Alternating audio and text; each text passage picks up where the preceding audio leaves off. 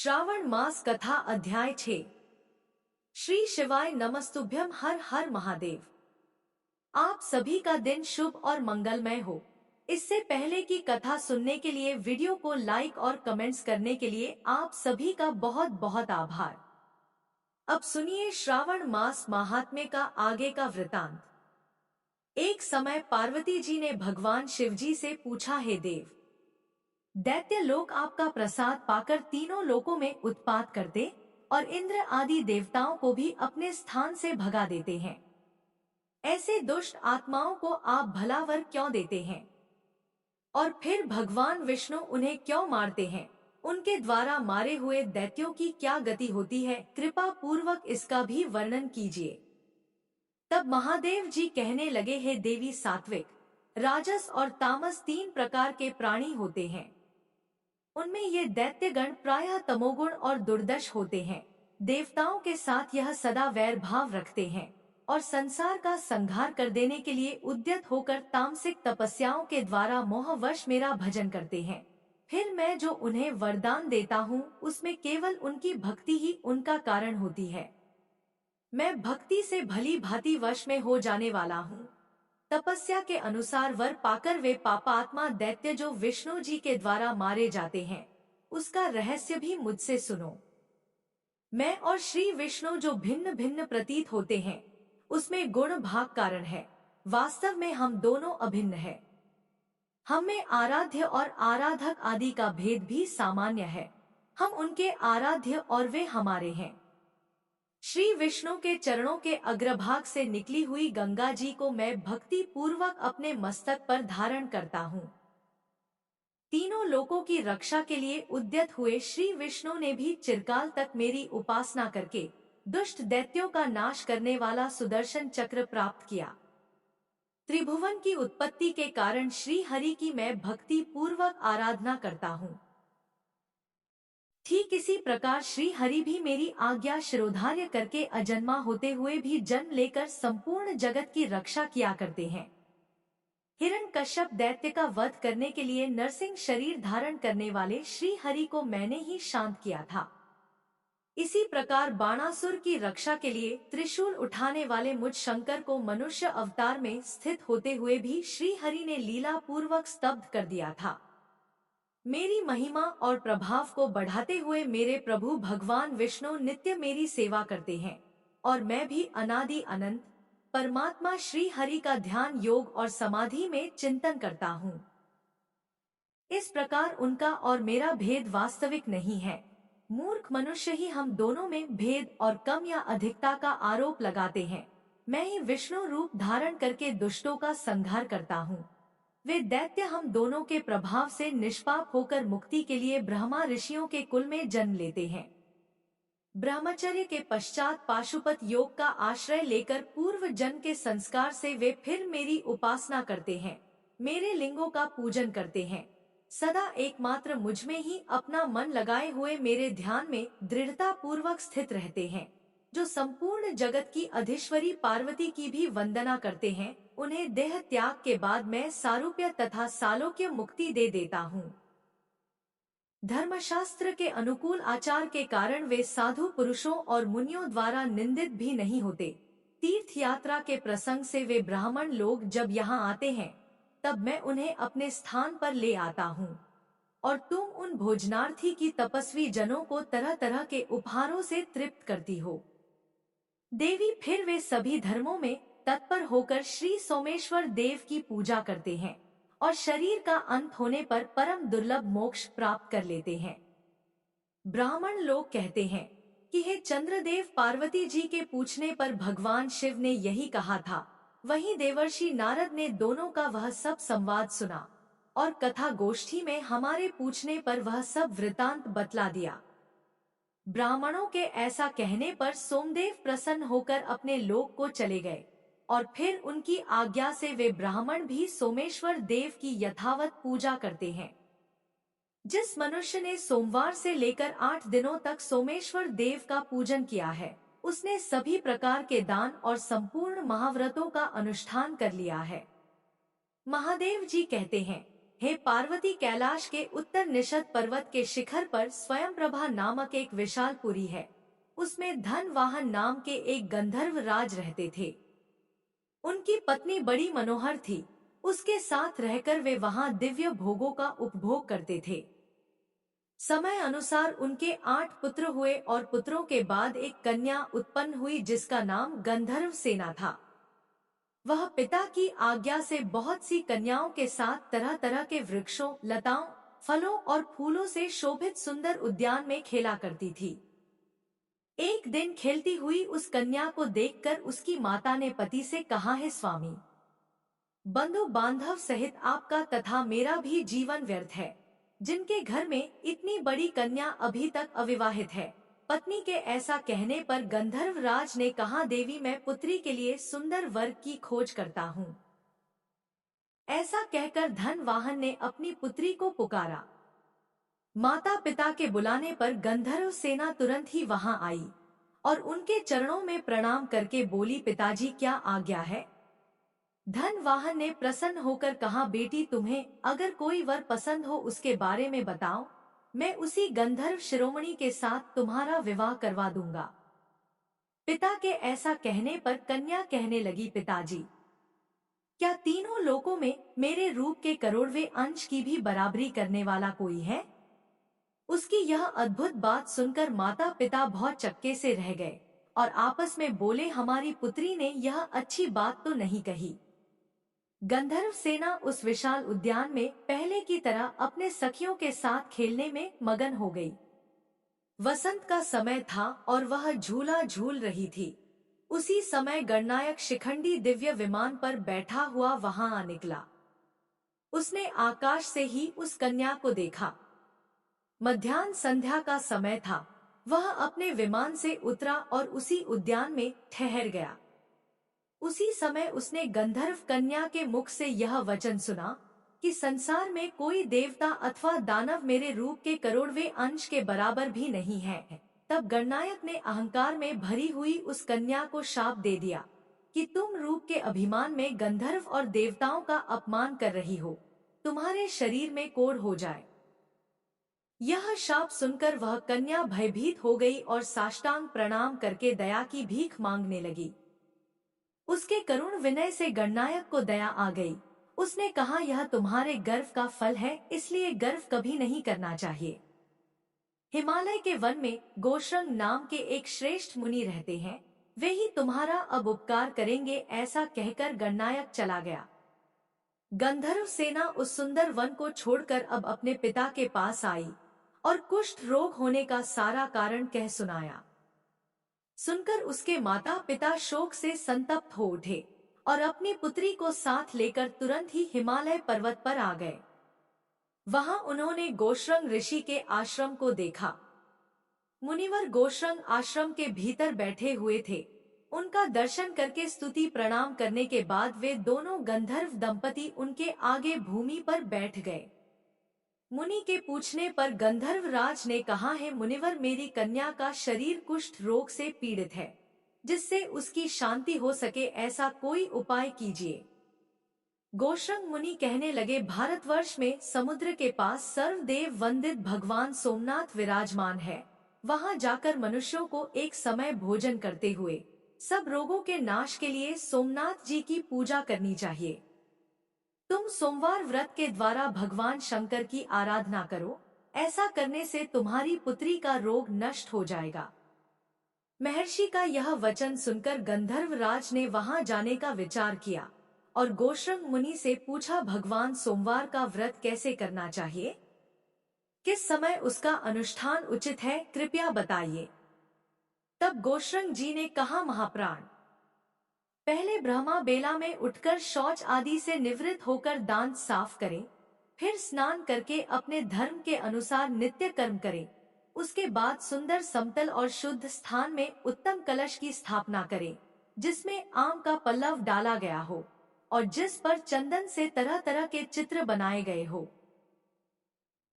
कलश के ऊपर पात्र रखे और उस पात्र में जटा, मुकुट, मंडित, सर्वाभूषण भूषित, श्वेत वस्त्रधारी अर्धनारेश्वर शिव जी की प्रतिमा स्थापित करें।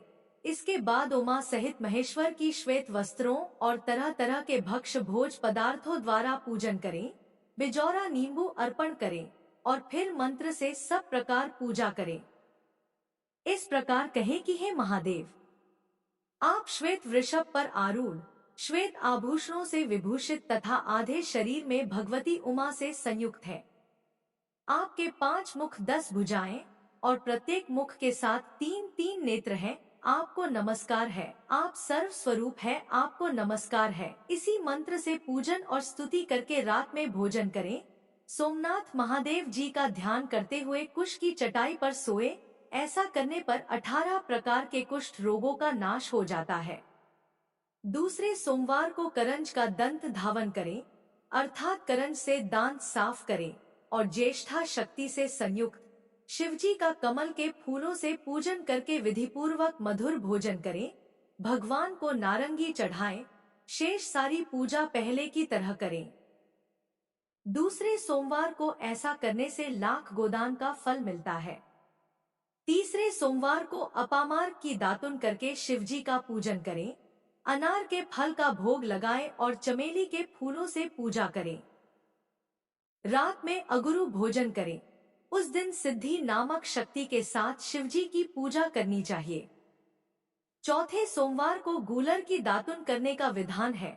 उस दिन सोमा सहित गौरी पति की पूजा करें, नारियल का फल चढ़ाएं और दवने के पत्ते से पूजा करें। रात में चीनी खाएं और जागरण करें।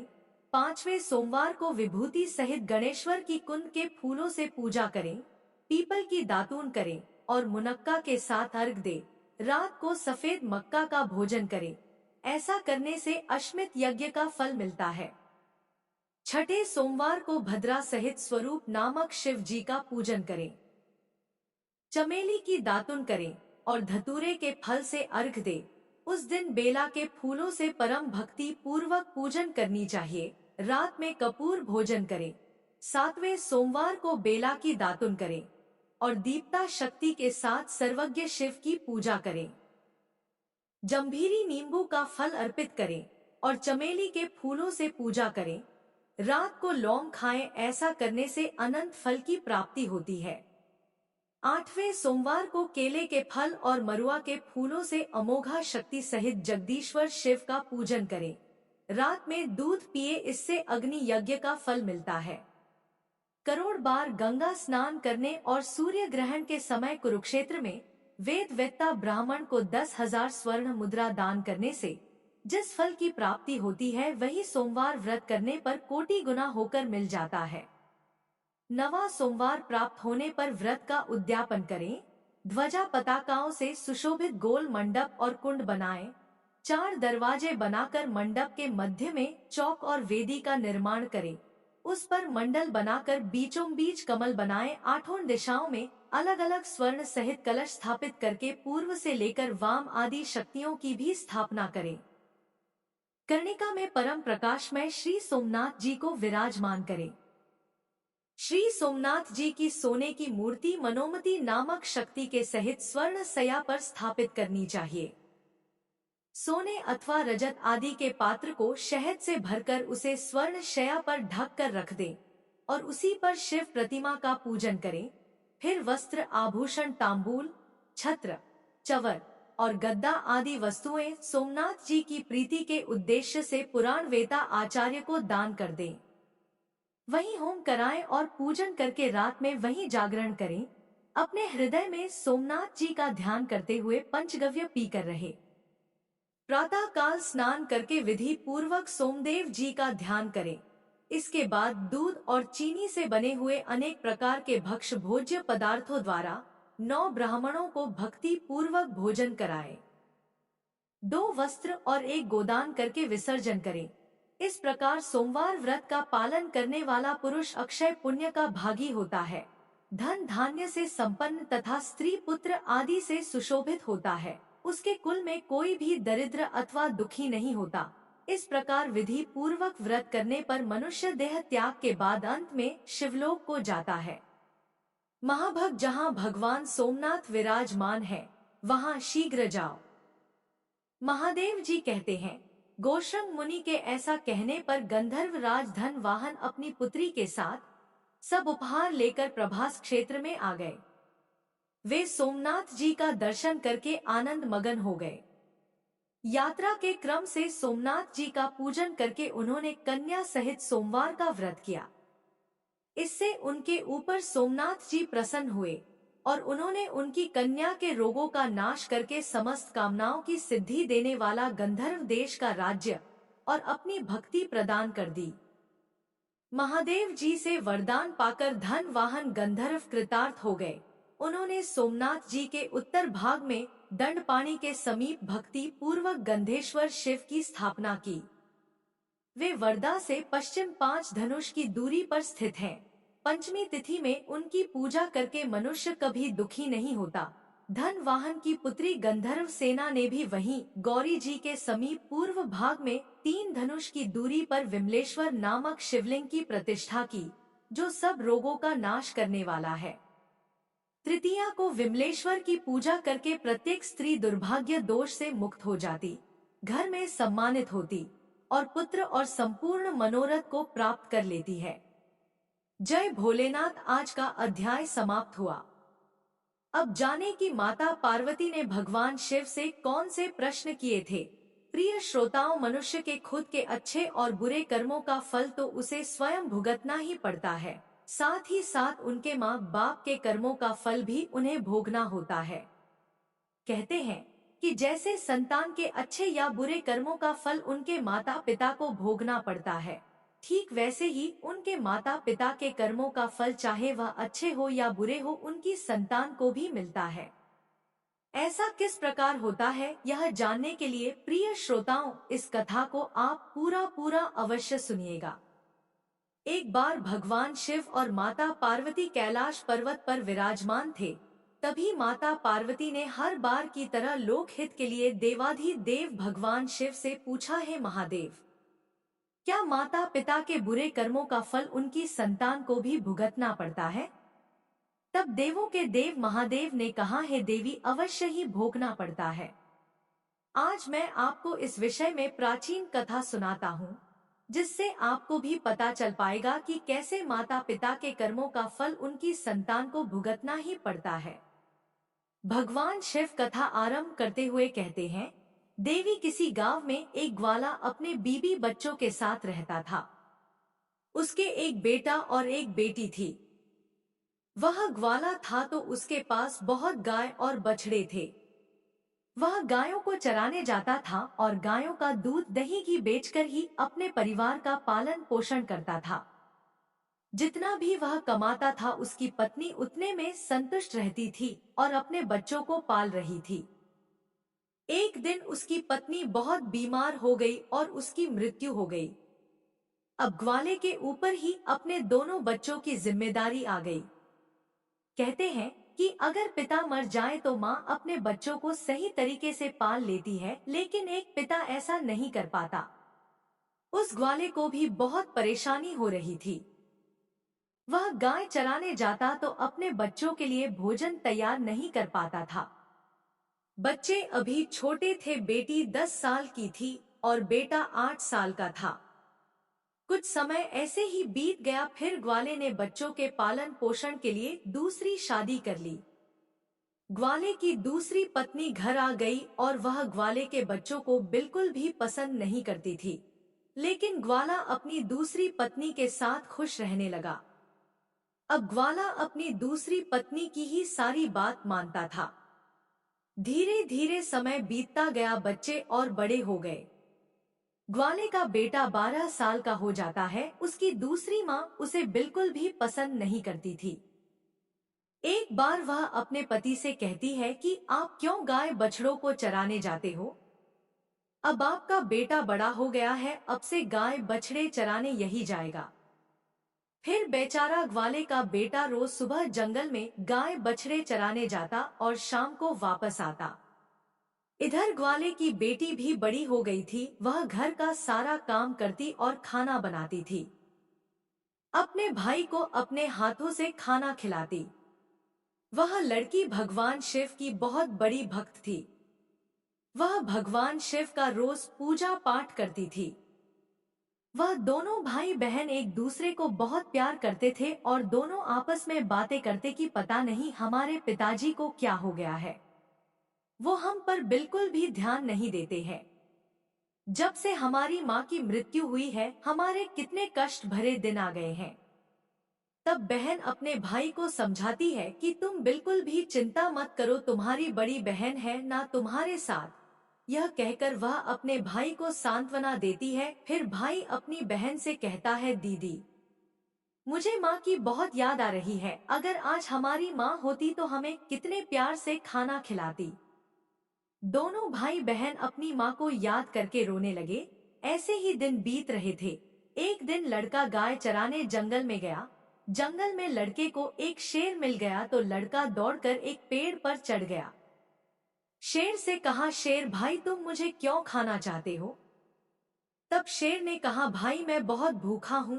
अगर तुम चाहते हो कि मैं तुम्हें ना खाऊं तो तुम मुझे एक गाय या बछड़ा दे दो, जिसे खाकर मैं अपनी भूख मिटा सकूं। लड़के ने कहा, भाई मैं अपनी बहन का इकलौता सहारा हूँ। मेरी बहन तो रो रो कर मर जाएगी। मेरे पिता और सौतेली माँ है जो हम दोनों पर बहुत अत्याचार करते हैं। मैं अपनी बहन की उम्मीद नहीं टूटने दे सकता। अगर फिर भी तुम्हें मुझे खाना है या गाय और बछड़ा खाना है तो मैं नहीं दे सकता, क्योंकि इसके लिए मुझे अपने माता पिता से पूछना होगा। तब शेर ने कहा, ठीक है, कल तुम अपने माता पिता से पूछ कर आना। फिर लड़का शाम को अपने घर गया और अपने पिता से कहा, पिताजी आज मुझे जंगल में शेर मिला था।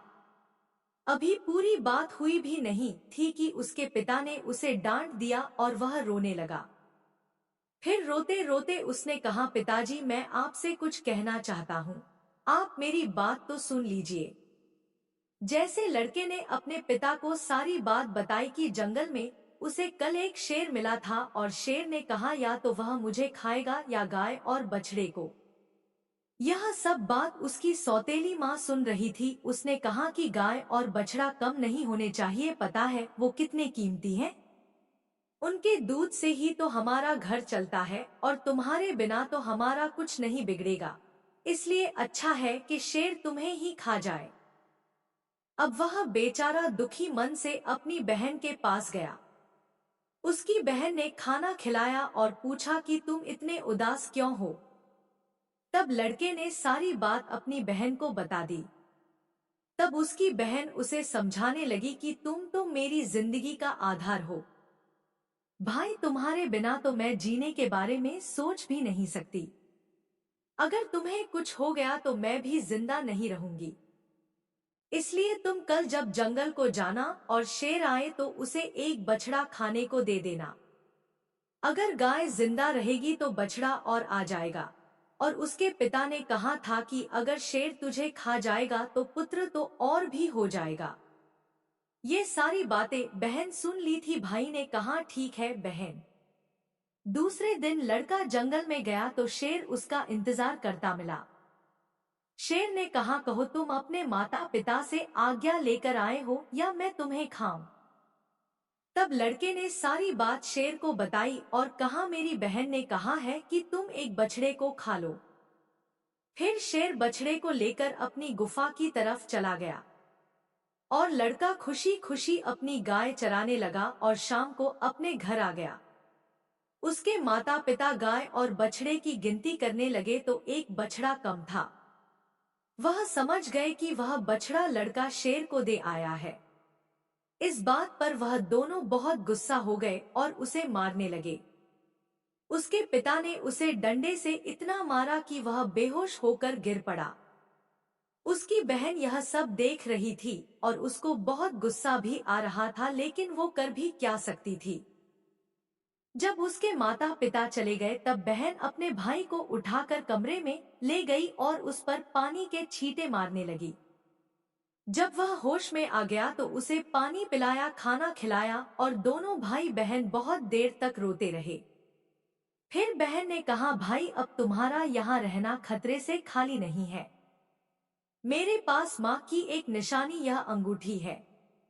तुम यह अंगूठी पहन लो और यह घर छोड़कर चले जाओ। अगर तुम जीवित रहोगे तो मुझे उम्मीद रहेगी और हम कभी ना कभी जरूर मिल जाएंगे। भाई की समझ में बहन की सारी बात आ रही थी। उसने कहा, बहन तुम ठीक कह रही हो, लेकिन मैं तुम्हें यहाँ अकेले छोड़कर कैसे चला जाऊं? माँ तुम पर भी तो अत्याचार करती है, तुमसे सब काम करवाती है, मारती पीटती भी है। तब बहन ने कहा, भाई अगर तुम ठीक रहोगे तो मैं सब सहन कर लूंगी, लेकिन तुम यहाँ से चले जाओ। भाई अपनी बहन की बात मान लेता है और एक धागा उठाता है, उसको अपनी बहन की कलाई में बांध देता है। भाई अपनी बहन से बोलता है, यह मेरी निशानी है, जब भी हम मिलेंगे तो यह देखकर एक दूसरे को पहचान लेंगे, तुम यह धागा टूटने मत देना। बहन ने कहा, ठीक है। जब दोनों भाई बहन बातें कर रहे थे तो उनकी सौतेली माँ सब बातें सुन रही थी। तब वह मन में सोचने लगी, अच्छा यह बात है, अब मैं मजा चखाती हूँ। जब लड़का और लड़की सो गए तो सौतेली माँ ने अपने पति से कहा कि मुझे तो इस लड़के का मांस खाना है। पति ने कहा, ठीक है, अगर तुम्हारी ज्यादा इच्छा हो रही है तो मैं अभी इसका मांस लेकर आता हूँ। बाप इतना निर्दयी, इतना कठोर हृदय का हो गया कि उसने अपने बेटे को उठाया और बाहर ले गया। उसके बाद कुल्हाड़ी से उसके छोटे छोटे टुकड़े कर दिए। फिर टुकड़े लेकर अपनी पत्नी के पास आया और बोला, यह लो खा लो। तब उसकी पत्नी ने उन टुकड़ों की सब्जी बनाई और चावल बनाया। फिर उसने एक थाली अपने लिए और एक पति के लिए लगाई। तभी उसके मन में विचार आया कि भाई बहन का बहुत गहरा प्यार था, आज तो बहन को उसके भाई का मांस जरूर खिलाना चाहिए। सौतेली माँ ने बहन को बुलाया और एक थाली उसके लिए भी लगाई और कहा, खाओ। तब बहन सोचने लगी कि इतने प्यार से तो माँ ने कभी खाना नहीं दिया, जरूर कोई बात है। जब वह खाना खाने लगी तो बहन ने देखा कि थाली में वही उंगली आ गई है जिसमें वह अंगूठी थी। बहन तुरंत समझ गई, क्योंकि वह सुबह से अपने भाई को खोज रही थी, लेकिन वह उसे कहीं दिखाई नहीं दिया। उसका शक यकीन में बदल गया, अब वह रोती जा रही थी। तभी उसे बड़े बुजुर्गों की बात याद आई कि किसी इंसान की मुक्ति तब तक नहीं होती जब तक कि उसकी अस्थियां नदी में विसर्जित नहीं होती। उसने सोचा, मेरे भाई की भी तो मुक्ति कभी नहीं होगी, ये लोग तो उसे मार कर खा गए। तभी उसने वह उंगली उठाई और चलते चलते वह नदी के किनारे पहुंच गई। वह उंगली को अपने हाथों में लेकर जोर जोर से रोने लगी और भगवान शिव को याद कर रही थी, क्योंकि वह लड़की बहुत धार्मिक थी। वह रोज भगवान शिव की पूजा पाठ किया करती थी, सोमवार का व्रत रखती थी और हमेशा भगवान से यही प्रार्थना करती थी कि हे भगवान, मेरे भाई की रक्षा करना। उस दिन भी वह रोते रोते कह रही थी कि हे भोलेनाथ, मेरा इस संसार में कोई नहीं है। एक भाई था, उसे भी तुमने ले लिया। माँ को तो पहले ही छीन लिया था, अब मैं किसके लिए जीवित रहूंगी? मैं अब अकेले कैसे रहूंगी? अब मैं भी इस नदी में कूदकर अपनी जान दे दूंगी। फिर उसने वह उंगली नदी में डाली और भगवान भोलेनाथ से प्रार्थना करने लगी कि हे भोलेनाथ, मेरे भाई को मुक्ति देना। वह जहाँ कहीं भी है उसकी आत्मा को शांति मिले। जैसे ही वो नदी में कूदने वाली होती है तो उसने देखा कि जो उंगली उसने नदी में डाली है वह तोता बनकर उड़ गया और नदी के पास एक पेड़ था, वह उस पर जाकर बैठ गया। फिर तोता ने कहा, बहन तू क्यों दुखी होती है, मैं तेरा भाई हूँ। बहन तुमने यह बहुत अच्छा किया जो तुमने यह उंगली नदी में डाल दी। इससे मेरी मुक्ति हो गई और मुझे तोते का जन्म मिल गया। बहन तुम चिंता मत करो, मैं तोता बनकर भी तुम्हारी हर तरह से मदद करूंगा। हम दोनों आपस में बहुत सारी बातें किया करेंगे। यह देखकर बहन बहुत खुश हुई कि चलो मेरा भाई मेरे साथ तो है, किसी भी रूप में सही। फिर बहन घर वापस आ गई। सौतेली माँ उससे सारा काम करवाती और बहुत खुश होती। मन ही मन सोचती कि चलो अब इसका कोई भाई नहीं है, इसके भाई से तो पीछा छूटा। लेकिन वह लड़की जल्दी से अपना काम पूरा करती और बाग बगीचे में जाती, क्योंकि वहां उसका भाई उसका इंतजार करता रहता था। दोनों भाई बहन खूब बातें करते और वह अपनी बहन को अच्छे अच्छे फल खिलाता। सावन का महीना चल रहा था। लड़की सावन के महीने में पूजा पाठ करती थी। सावन सोमवार का व्रत रखती और पूजा पाठ करने के बहाने ही वह बगीचे में जाती थी। भाई ने बहन से कहा, बहन तुम चिंता मत करना, यदि माँ पिताजी तुम्हें यहाँ न आने दे तो मैं घर के बाहर किसी डाल पर तुम्हें बैठा दिखाई दूंगा। बहन बहुत खुश थी और वह मन से बहुत खुश रहने लगी। रक्षाबंधन का त्योहार आने वाला था तो भाई ने सोचा, मुझे अपनी बहन के लिए कुछ करना चाहिए। यह वहाँ निर्दयी लोगों के साथ रहती है और जो उन्होंने मेरे साथ किया कहीं मेरी बहन के साथ भी ना कर दे। भाई ने मन में विचार किया कि मुझे उनसे बदला लेना होगा। फिर उसने भगवान भोलेनाथ से प्रार्थना की कि हे भगवान, मेरी बहन की रक्षा करना। तभी वह तोता एक लोहार के पास पहुंच गया। लोहार से तोते ने कहा, पिता ने मारा, माँ ने मरवाया, बहन सरासर रोई थी, मैं हरियल तोता बन उड़ाया।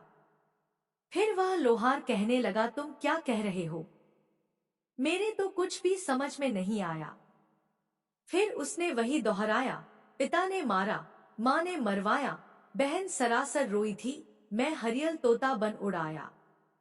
तोता को बोलता हुआ देखकर उसे अर्थात लोहार को उसकी बातें सुनने का मन हुआ। वह कहने लगा, तोता तुम मुझे खुलकर बताओ, तुम क्या कहना चाहते हो? तब तोता ने सारी बात लोहार को बताई। लोहार तोता की बात सुनकर कहता है, तुम्हारी कहानी तो बहुत ही दुख भरी है, यह सुनकर मुझे रोना आ रहा है। तुम बताओ, तुम मुझसे क्या चाहते हो? अगर तुम चाहो तो मैं तुम्हारे लिए अपनी जान भी दे सकता हूँ। तब तोता ने कहा, मुझे कुछ नहीं चाहिए, बस तुम मेरे लिए एक ऐसी कटार बना दो जो तलवार से भी तेज हो। लोहार ने कहा, ठीक है भाई। फिर उस लोहार ने तोता के लिए कटार बनाया। कटार बन गई तो तोता ने कहा, इस कटार को मेरे पंखों में छुपा दो। लोहार ने कटार को तोता के पंखों में छुपा दी। वह तोता वापस पेड़ पर आ गया। उसने अपनी बहन को कुछ नहीं बताया। उसकी बहन उससे मिली, बातें की, साथ में भोजन किया और वह घर वापस चली गई। अगले दिन तोता एक सोनार के पास गया और तोते ने सोनार से भी वही बातें कही। बाप ने मारा, माँ ने मरवाया, बहन सरासर रोई थी, मैं हरियल तोता बन उड़ाया। सोनार ने कहा, तुम क्या कह रहे हो? मुझे कुछ समझ में नहीं आया। वह फिर से वही कहने लगा। सोनार को भी उसकी बातें जानने की इच्छा हुई कि यह क्या कहना चाहता है। सोनार ने तोता से कहा कि तुम मुझे सीधे सीधे बताओ, तुम क्या कहना चाहते हो? तोता ने सोनार को भी अपनी सारी बात बता दी। सोनार भी तोता की बात सुनकर बहुत दुखी हुआ। सोनार को उससे बहुत हमदर्दी हो जाती है और सोनार भी उसकी बातें सुनकर रोने लगता है। फिर सोनार कहता है, बताओ मैं तुम्हारी क्या मदद कर सकता हूँ? तोता ने कहा कि भाई रक्षाबंधन आने वाला है, मैं अपनी बहन को सोने के कुछ गहने देना चाहता हूँ, तो तुम मेरी बहन के लिए गहने बना दो। तोते की बात सुनकर सोनार ने कहा, बस इतनी सी बात बताओ, क्या क्या बनाना है? फिर सोनार ने उसकी बहन के लिए कुछ गहने बना दिए। फिर क्या था, तोता ने उसे बहुत धन्यवाद दिया और कहा, भाई तुम यह गहने मेरी गर्दन में डाल दो। फिर सोनार ने वो गहने उसकी गर्दन में डाल दिए। फिर तोता उड़कर उसी पेड़ पर आ गया जिस पेड़ पर वह रहता था और उस पेड़ के कोटर में वह गहने रख दिया। धीरे धीरे समय बीता। फिर रक्षाबंधन का त्योहार आया। उसकी बहन उसको राखी बांधने आई। दोनों भाई बहन बहुत खुश हुए। तोते ने सारे गहने अपनी बहन को दे दिए। गहने पाकर बहन बहुत खुश हुई। फिर उसने पूछा कि भाई तुम्हारे पास यह गहने कहाँ से आए? तोता ने कहा, मेरा एक सोनार दोस्त है, उसने मुझे बनाकर दिए हैं। फिर बहन खुशी खुशी घर चली गई। जब सौतेली माँ ने उसे गहने पहने हुए देखी तो वह जल भुन गई और उसे मारते हुए बोली, ये गहने तू कहाँ से चोरी करके लाई है? तब उसने कहा, माँ मैंने यह चुराए नहीं है, यह तो मेरे भाई ने मुझे दिए हैं, जो एक तोता है। वह सौतेली माँ को पूरी बात नहीं बताती कि उसका भाई ही तोता बन गया है। उसने कहा, एक तोता है, वह मुझसे बातें करता है और मैंने उसे अपना भाई बना लिया है, उसी ने मुझे यह गहने दिए हैं। तब सौतेली माँ सोचने लगती है कि ऐसा कौन सा तोता है जो इसका भाई बन गया है। जैसे तैसे तो एक भाई से पीछा छुड़ाया है, अब यह दूसरा भाई कहाँ से आ गया। फिर दूसरे दिन उसकी माँ उस तोते को ढूंढने जंगल में जाती है। तभी उसे तोता दिखाई पड़ता है। वह तोते को पकड़ने की कोशिश करती है, लेकिन तोता उसके हाथ में नहीं आता और सौतेली माँ थक हार कर वह बैठ जाती है। कुछ देर बाद फिर तोते को पकड़ने की कोशिश करती है, लेकिन तोता उसकी पकड़ में नहीं आता। वह सोचती है कि कैसे भी करके मैं इसे पकड़ लूं और मार दूं। इसे ज्यादा भाई बनने का शौक है। वह सुबह से शाम तक तोता को पकड़ने की कोशिश करती है, लेकिन तोता को नहीं पकड़ पाती। फिर वह थक हार कर घर आती है तो उसका सारा गुस्सा उस लड़की पर निकलता है। वह उसके सारे गहने भी छीन लेती है। अगले दिन लड़की तोता से मिलने जाती है तो तोता कहता है, बहन, जो गहने मैंने तुम्हें दिए थे वह कहाँ है? तब बहन कहती है, भैया वो गहने तो माँ ने छीन लिया है। यह सुनकर तोता को बहुत गुस्सा आता है और वह कहता है, बस अब इनके पाप का घड़ा भर चुका है, अब इनको सजा मिलनी ही चाहिए। फिर वह तोता उस घर के बाहर एक पेड़ की डाल पर बैठ जाता है और इंतजार करता है कि उसके माता पिता कब बाहर निकले। वह लड़की बाहर कुछ काम कर रही थी तो उसकी माँ किसी बात पर उसे डांट रही थी और उसे मार भी रही थी। तभी उसका पिता भी बाहर आ जाता है और लड़की को मारने लगता है। यह सब वह तोता पेड़ पर बैठकर देख रहा था। उससे यह सब देखा नहीं गया और वह अपने सौतेली माँ और बाप पर झपट पड़ा। उसके पंखों में जो कटार थी उसने उन दोनों की आंखों में घुसा दी। अब वह दोनों अंधे हो गए और तड़पने लगे। फिर उसने अपनी चोंच से कटार उठाई और उन पर वार कर दिया, फिर दोनों जमीन पर गिर पड़े। तोता ने कहा, तुम दोनों ने बहुत पाप किया है, मैं तुम दोनों को नहीं छोड़ सकता। तब वह दोनों कहते हैं कि तुम्हारा हमसे क्या बैर है? तब तोते ने कहा, तुमने तो मुझे मार कर खा लिया और पूछ रही हो कि क्या बैर है। फिर वह दोनों तड़प तड़प कर मर जाते हैं। तब तोता अपनी बहन से कहता है कि चलो बहन, अब हम यहाँ नहीं रहेंगे। अगर यहाँ रहेंगे तो हमें अपने दुख याद आएंगे, हम उनको कभी भूल नहीं पाएंगे और दुखी रहेंगे। तो उसकी बहन कहती है, हाँ भैया, अब हम यहाँ नहीं रहेंगे, अब हम किसी ऐसी जगह रहेंगे जहाँ कोई हम दोनों को अलग ना कर सके। फिर वह वहाँ से चले जाते हैं। चलते चलते एक मंदिर में पहुँच जाते हैं जो शिवजी का होता है। तोता कहता है, बहन, इससे अच्छी जगह हमें कोई और नहीं मिल सकती। अब दोनों भाई बहन उस मंदिर में रहने लगते हैं। बहन तो पहले से ही शिवजी की पूजा पाठ करती थी, सोमवार का व्रत रखती थी। अब तोता भी पूजा पाठ करता है। पास में ही एक सरोवर था, उससे अपने पंख गीले करके लाता है और शिवलिंग पर जल चढ़ाता है। लड़की भी भगवान शिव और माँ पार्वती की पूजा करती है। ऐसे ही दिन बीत रहे थे। उसकी सच्ची भक्ति को देखकर एक दिन माँ पार्वती ने भगवान शिव से कहा, है स्वामी, देखिए कितनी दुखिया बहन भाई हैं, इनको देखकर मुझे रोना आ रहा है। यह कितने तन मन से आपकी सेवा करते हैं, आपको इनका दुख दूर करना चाहिए। देवी पार्वती की बात को सुनकर भगवान शिव कहते हैं, हे देवी पार्वती, यह तो संसार सागर है, हम किस किस का दुख दूर करेंगे। लेकिन पार्वती माँ हट करने लगी और कहने लगी, नहीं स्वामी, आपको इन दोनों का दुख दूर करना ही होगा। तब भगवान शिव देवी पार्वती के हट के आगे मान जाते हैं। जब वह दोनों भाई बहन भगवान शिव की पूजा कर रहे होते हैं, उसी समय भगवान शिव और माँ पार्वती प्रकट होते हैं और उनसे मनचाहा वरदान मांगने को कहते हैं तो लड़की ने कहा है भगवान, मुझे कुछ नहीं चाहिए, मैं तो बस इतना चाहती हूँ कि मेरा भाई पहले वाले रूप में आ जाए और हम भाई बहन को कोई अलग ना कर सके। उसकी यह बात सुनकर भगवान शिव और माँ पार्वती बहुत खुश होते हैं और उन्हें वरदान देते हैं कि उसका भाई पहले जैसा हो जाए। फिर भगवान शिव और देवी पार्वती की कृपा से वह लड़का पहले जैसा हो गया और अब भाई बहन बहुत खुश हो गए और भाई बहन खुश होकर भगवान शिव की पूजा करने लगे और बड़े प्यार से मंदिर में रहने लगे। हर हर महादेव। आपको यह वीडियो पसंद आया हो तो कमेंट बॉक्स में कमेंट करके जरूर बताइए। साथ ही मेरे वीडियो को ज्यादा से ज्यादा शेयर करिए। धन्यवाद।